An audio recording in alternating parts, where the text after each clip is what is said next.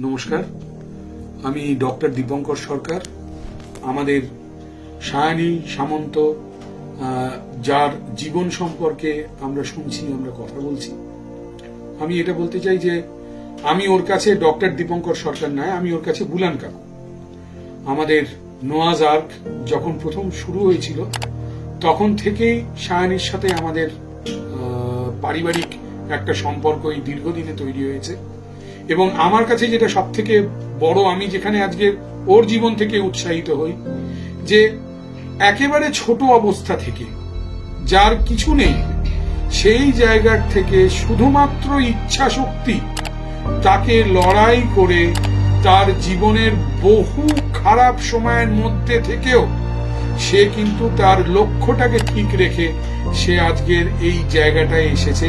সে আজকের অতি গরিব, অতি দরিদ্র একটি অবস্থা থেকে নিজেকে তুলে এনে একজন নার্স হিসাবে মানব সেবায় নিজেকে প্রতিষ্ঠিত করেছে। এবং আমি মনে করি যে আমাদের যারা তাকে সাহায্য করেছে, তার এই থাকার, এই মানব সেবার প্রবণতাটা সেইখান থেকেই তার আসা।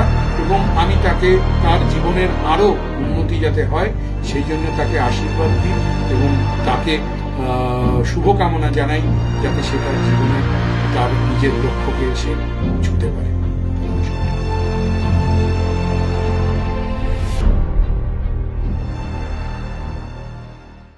নমস্কার, আমি সায়নী সামন্ত। আমি পূর্বাচলের বাসিন্দা, পূর্বাচল নারকেল বাগান। আমি এখন একজন জিএনএম নার্সিং স্টুডেন্ট। আমি জব পেয়েছি Durgapur IQ medical college and hospital. তোমাদের সাথে একটা গল্প শেয়ার করতে চাই, আমার লাইফের, আমার পাস্টের কিছু গল্প। আজ এখানে আসা, কিভাবে আমি এই জায়গাটায় আসতে পেরেছি, সেই গল্পটাই আজকে আমি তোমাদের সাথে শেয়ার করতে চাই। তো বন্ধুরা, আমি যেটা তোমাদেরকে বললাম, আমার লাইফের কিছু গল্প আমি তোমাদের সাথে শেয়ার করতে চাই। তো আমি 2007 ক্লাস 3-তে তখন পড়ি। তো তখন ফার্স্ট টাইম আমার নোয়াজারকের সাথে আমার আলাপ হয়। দাদু মানে বুলান কাকুর বাবা, ওনার সাথে ফার্স্ট আমার আলাপ, দেন কাকুর সাথে। তো সেই 2007 থেকে এখনো পর্যন্ত আমরা নোয়াজারকের সাথে, কাকুর ফ্যামিলির সাথে, ওনারা, আমরা খুব একটা ভালো রিলেশনশিপে হয়ে গেছে। লাইফটা ছিল খুবই কষ্টের, খুবই স্ট্রাগল করে আজকে আমি এই জায়গায় এসেছি। বাবা নেই, মা একা আমাদের আর্নিং মেম্বার ছিল ফ্যামিলিতে, আমি, আমার ছোট ভাই। তখন নোয়াজার থেকে অনেক হেল্প পেয়েছি। এমনও দিন গেছে যে সময় আমাদের ঘরে রান্না করার কিছু ছিল। নোয়াজারকে থ্রু থেকে আমাদের বাড়িতে চালের বস্তা, ডাল, নুন এগুলো পৌঁছে দিয়েছে একটা দিন। ইভেন আমার পড়াশোনার জন্য অনেক হেল্প করেছে। ফিনান্সিয়াল অনেক রকম ভাবে নোয়াজারকে থেকে আমি হেল্প পেয়েছি। নোয়াজার থেকে আমি কম্পিউটার শিখেছি, বুকস কেনার জন্য, স্কুলে অ্যাডমিশন ফিস, অনেক কিছু হেল্প পেয়েছে। বিবেকানন্দ কলেজের স্টুডেন্ট। ইভেন আমি ফার্স্ট এএনএম করি আমাদের স্বদেশ বসু নার্সিং হোম থেকে।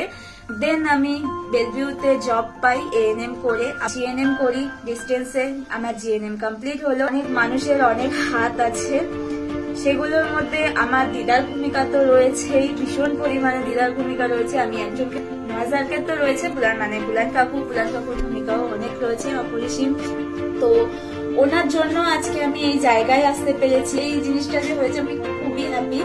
এই স্ট্রাগল থেকে আমি যেটা শিখেছি সেটা হলো, জীবনের লক্ষ্য যদি ঠিক থাকে তাহলে যতই বাধা আসুক, যত যাই হয়ে যাক, তুমি তোমার লক্ষ্য যদি ঠিক থাকে তুমি পৌঁছাতেই পারবে। হেল্প তোমাকে সবাই করবে, কিন্তু নিজের ভেতরে একটা ইচ্ছা রাখতে হবে, যেটা জোরে তুমি তোমার লক্ষ্যে পৌঁছাতে পারবে।